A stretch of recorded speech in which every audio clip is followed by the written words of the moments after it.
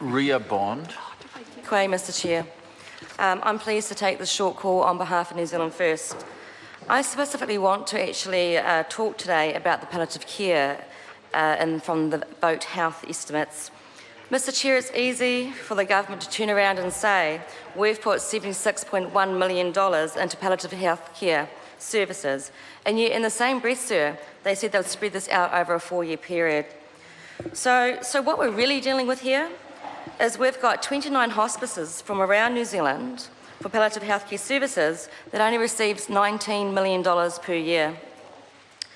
We know from Hospice New Zealand that in 2014, they dealt with 16,000 patients. They visited over 114,000 homes of patients that actually have life-limiting conditions. This is actually for them an emotional rollercoaster time of their lives.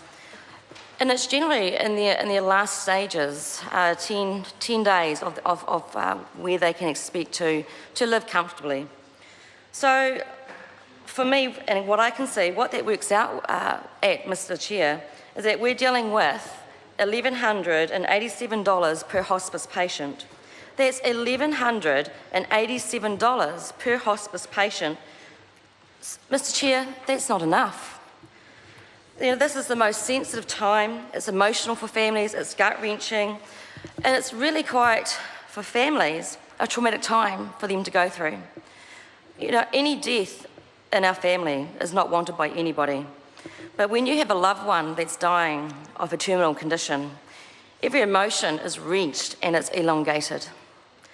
So what our palliative care specialists could provide and could be funded for is not just $1,187 per patient, it's now going to be spread out between our whānau members and within the needs of our community.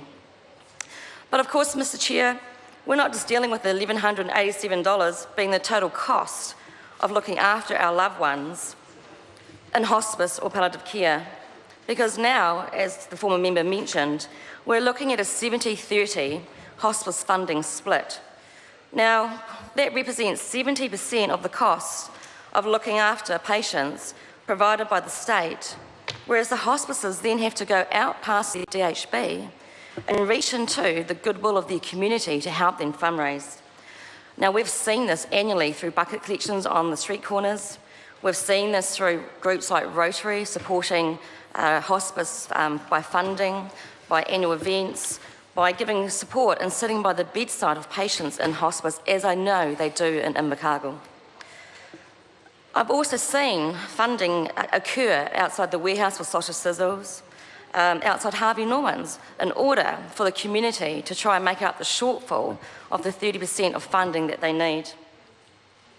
Mr Chair, hospice, along with our community groups, have hundreds of volunteers that have to help raise money for what is a vital part of our public health service at a time when our public health need to know and our people need to know that these services will be met. This government expects the community and many volunteers to cover the shortfall of funding, and in 2014, Mr Chair, that was to the sweet tune of $42 million. That was $42 million of a shortfall that communities had extra pressure, along with hospices, to go out there and find some money. In 2014, it actually cost $99 million to provide these essential health services to our palliative care and hospices. I'm grateful when I looked at the figures to understand and speak to that our volunteers contributed 1 million hours as part of their commitment to help with the hospice funding. I look at the Mary Potter Hospice Trust here in Wellington, who do an amazing job for the citizens of here in Wellington. It's run by very special people. So I don't begrudge the fact that we probably feel that with a growing ageing population, that perhaps the government is being a little bit mean. Of course, this is not necessarily the fault of the government, but it is the fault of the government's leadership, because some DHBs, and as we know from the estimates Vote Health, that South Auckland's Tōtara Hospice is named as one of those who are receiving 50% less than what it needs from a responsible DHB.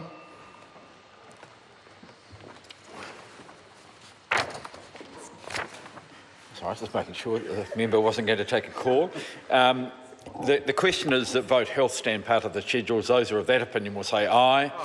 To the contrary, no. The ayes have it. The question, members, we now come to the questions in the Justice Sector, B5, Volume 7. The question is that vote Attorney General, vote Corrections, vote Courts, vote Justice,